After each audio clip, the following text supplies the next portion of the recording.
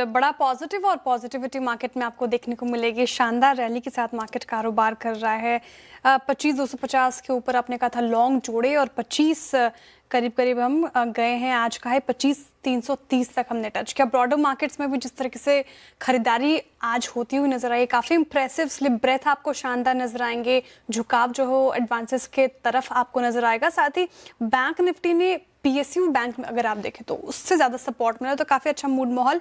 अब सवाल ये यहाँ से ये कि अब कौन से लेवल्स आपको इंपॉर्टेंट लग रहे हैं, क्या स्ट्रैटेजी होनी चाहिए निफ्टी पर, और बैंक निफ्टी क्या अब हम अगला पड़ाव ऑल टाइम हाई होगा, क्या स्ट्रैटेजी? बिल्कुल, देखिए सबसे पहली बात तो निफ्टी पर अब 25,200 के स्टॉप के साथ लॉन्ग रहना है। अब हम मार्केट ने एक हल्की सी डिप दी, आपको एक सेंस बनी कि शायद वो स्विंग पूरी हुई, लेकिन जो कल का प्राइस एक्शन था थोड़ा जोश उसने भरा था और आज तो सोने पे सुहागा हो गया।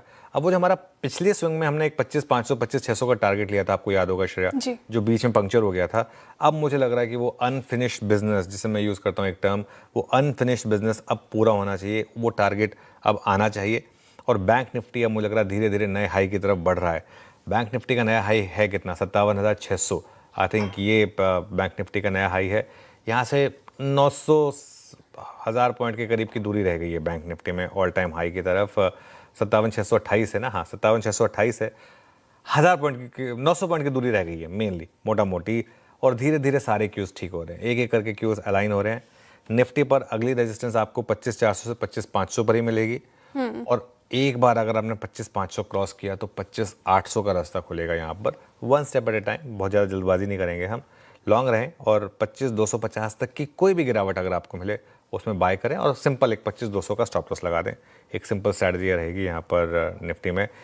बैंक निफ्टी में भी अपने लॉन्ग ट्रेड्स में बने रहें और 56,800 के ऊपर मुझे लग रहा है कि बाकी की शॉर्ट कवरिंग, अच्छा बैंक निफ्टी में ऑलरेडी शॉर्ट कवरिंग हो रही है। आप देखिए अगर 6 दिन से एफआईज यहाँ पर कवर कर रहे हैं, 6 दिन से बैंक निफ्टी के फ्यूचर में बाइंग है और लगातार पॉलिसी के बाद से ये सबसे शानदार इंडेक्स रहा भी है।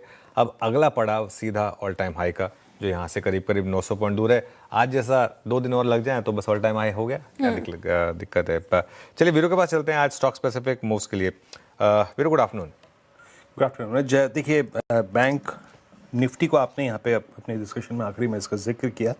हालांकि दिन बीच में मिड सेशन में फार्मा का था, लेकिन वो फार्मा का स्विंग उस न्यूज़ फ्लो के बाद काफ़ी हद तक पूरा हो गया, क्योंकि वो ओआई के दृष्टिकोण से सबसे ऊपर अपीयर हो रहा था, लेकिन ऑलरेडी वो मूव आ चुका है, तो उसको यहाँ पे दोबारा मैं नहीं रखूँगा स्क्रीन पे। बट अभी के लिए आईसीआईसीआई बैंक, वो बैंक जो कि सबसे लेट पार्टिसिपेट कर रहा है बैंक निफ्टी के इस मूव में। आईसीआईसीआई बैंक पोस्ट 18 सितंबर first time above 20-day exponential moving average. जब आप बात कर रहे हैं निफ्टी बैंक पे ऑल टाइम हाई की कि 1 या 2 दिन के डिफरेंशियल में ये इसको क्रॉस करने की पोटेंशियल रखता है। सोचिए अनुज, बस कितना बड़ा डिफरेंशियल वर्सेस इसके ऑल टाइम हाई और इसके सीएमपी में है। All time high 1502, right now at 1384, just 20 रुपये ऊपर 200-day एक्सपोनेंशियल एवरेज से। तो वो कहीं ना कहीं छटपटाहट टू पार्टिसिपेट इन अपसाइड वो आईसीआईसीआई बैंक में नजर आ रही है। तो पहला स्टॉक मैं इसको यहाँ रखूंगा।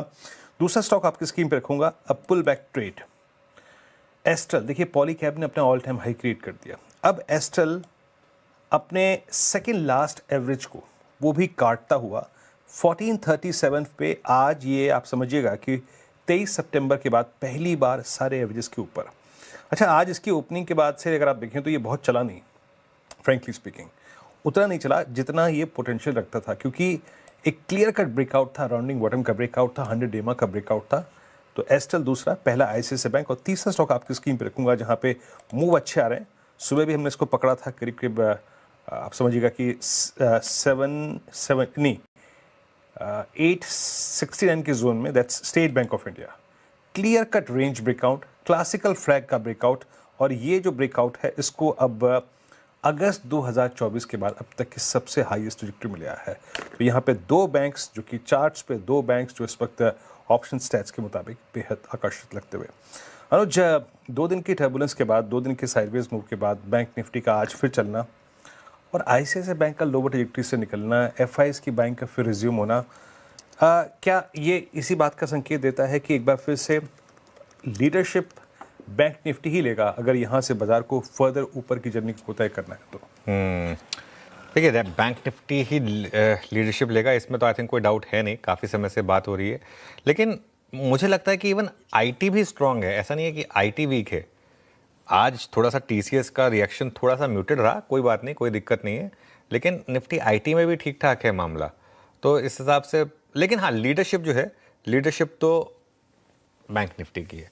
और अच्छा, एक और चीज़ इंटरेस्टिंग वीरू, अगले हफ्ते आई थिंक, अगले हफ्ते तो नहीं, 18 तारीख को आएंगे एचडीएफसी बैंक के नंबर, सैटरडे को आते हैं एचडीएफसी बैंक के नंबर्स।